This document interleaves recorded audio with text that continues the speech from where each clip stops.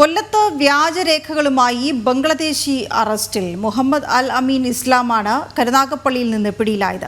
പ്രദേശത്തെ ഫ്ലോർ മില്ലിൽ ജോലി ചെയ്തു വരികയായിരുന്നു. അസം സ്വദേശിയാണെന്ന് കാണിക്കുന്ന വ്യാജ ആധാർ കാർഡും പോലീസ് കണ്ടെത്തി. ജില്ലാ പോലീസ് മേധാവിക്ക് ലഭിച്ച രഹസ്യവിവരത്തിന്റെ അടിസ്ഥാനത്തിലായിരുന്നു പരിശോധന.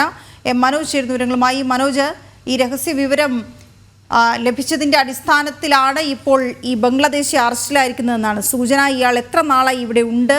വിവരങ്ങൾ എന്തൊക്കെ ലഭിക്കുന്നു? ഇന്ത്യൻ പൗരനാണെന്ന് സ്ഥാപിക്കാനുള്ള വ്യാജ ആധാർ കാർഡ് നിർമ്മിച്ചാണ് അനധികൃതമായി കരുനാഗപ്പള്ളി മരുതൂർ കുളങ്ങരയിലെ ഫ്ലോർ മില്ലിൽ ഇയാൾ ജോലി ചെയ്തു വന്നിരുന്നത്. കുറച്ചു കാലമായി തന്നെ ഇയാൾ അവിടെ ജോലിക്കാരനാണ് എന്നാണ് ലഭിക്കുന്ന വിവരം. ബംഗ്ലാദേശ് പൗരനായിട്ടുള്ള മുഹമ്മദ് അൽ അമീൻ ഇസ്ലാമാണ്, 25-കാരനാണ് കരുനാഗപ്പള്ളി പോലീസിന്റെ പിടിയിലായിട്ടുള്ളത്. ഇയാളുടെ പക്കൽ നിന്നും ആസാം സ്വദേശിയാണെന്ന് കാണിക്കുന്ന വ്യാജ ആധാർ കാർഡ് പോലീസ് പിടിച്ചെടുക്കുകയായിരുന്നു. തുടർന്നാണ് ഈ ചോദ്യം ചെയ്യലുണ്ടായത്. ഇതിൽ പാസ്പോർട്ടോ മറ്റ് മതിയായ രേഖകളോ ഇല്ലാതെ അനധികൃതമായാണ് ഇയാൾ ഇവിടെ താമസിച്ചു വന്നതെന്നാണ് പോലീസ് കണ്ടെത്തിയത്. ജില്ലാ പോലീസ് മേധാവിക്ക് ഈ രഹസ്യ വിവരം ലഭിച്ചതിന്റെ അടിസ്ഥാനത്തിലായിരുന്നു പരിശോധന.